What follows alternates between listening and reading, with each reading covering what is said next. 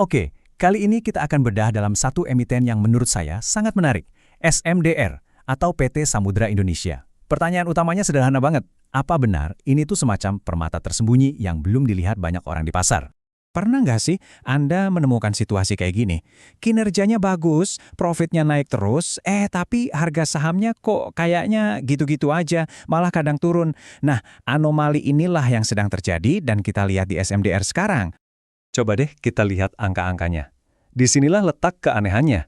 Laba bersihnya diproyeksikan tumbuh solid ke angka 873,5 miliar rupiah, tapi lihat valuasinya, PR-nya cuma 6,6 kali. Buat perusahaan yang bertumbuh, angka ini tuh murah banget. Inilah diskoneksi yang mau kita kupas tuntas. Terus kok bisa valuasinya murah banget? Seringkali jawabannya itu karena ada salah paham.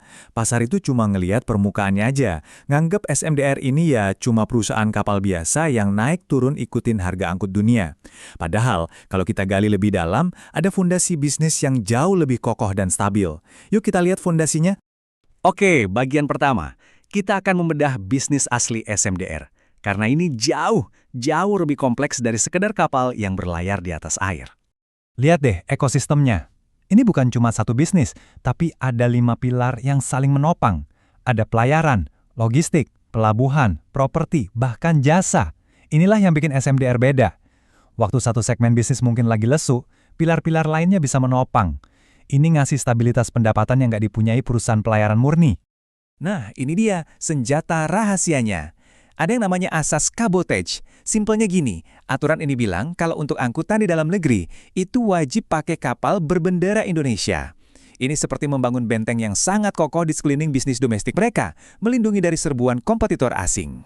Lanjut ke bagian 2, kekuatan finansial dan strategi. Kita lihat gimana kondisi keuangan mereka bisa jadi benteng pertahanan di tengah industri yang seringkali bergejolak.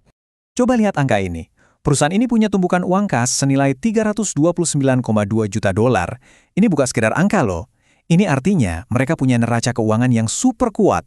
Ibaratnya, ini adalah amunisi. Di saat kompetitor lain mungkin lagi kesulitan cari dana, SMDR justru punya dana segar buat bergerak dan ekspansi. Nah, pertanyaannya, uang sebanyak itu dipakai buat apa? Ini bagian pinternya. Di saat pasar lagi lesu dan harga-harga lagi murah, mereka justru belanja. Mereka beli kapal-kapal modern, mereka ekspansi ke pasar luar negeri yang premium seperti Jepang, dan yang paling penting, mereka investasi besar di proyek infrastruktur masa depan kayak Pelabuhan Patimban. Bagian 3, valuasi. Nah, sekarang kita sampai ke jantung permasalahannya. Kenapa sih saham ini bisa dibilang sangat murah? Kita buktikan dengan angka. Mari kita bandingkan langsung. Peer SMDR cuma 6,6 kali. Pesaing terdekatnya, TMAS, itu 11,7 kali. Rata-rata industrinya bahkan di atas 20 kali. Tapi yang lebih menarik lagi, lihat PBV-nya, 0,44. Artinya, Anda bayar saham ini dengan harga kurang dari separuh nilai aset yang tercatat di buku perusahaan. Ini diskon yang besar sekali.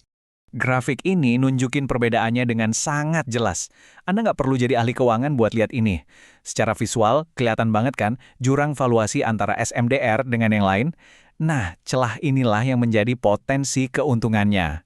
Dan inilah kesimpulan dari semua analisis tadi. Para analis melihat harga wajarnya ada di level Rp580. Tentu, kita harus ingat ya, ini adalah target, bukan sebuah kepastian.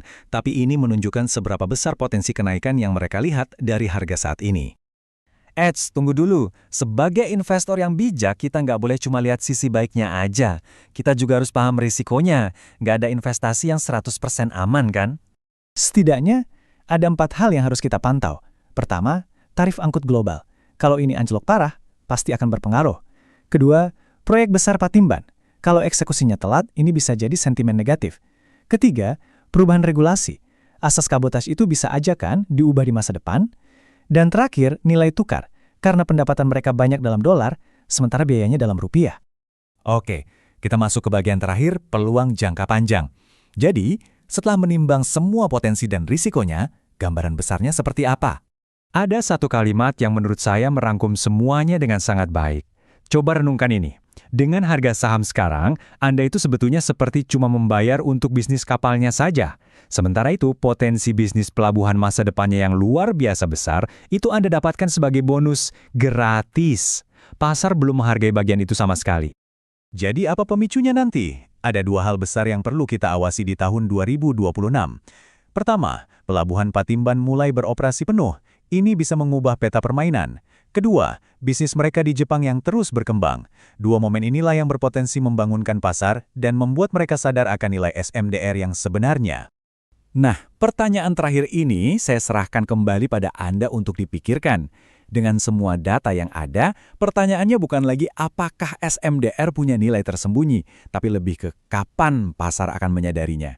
Dan momen kapan itulah yang selalu dinanti oleh investor yang sabar.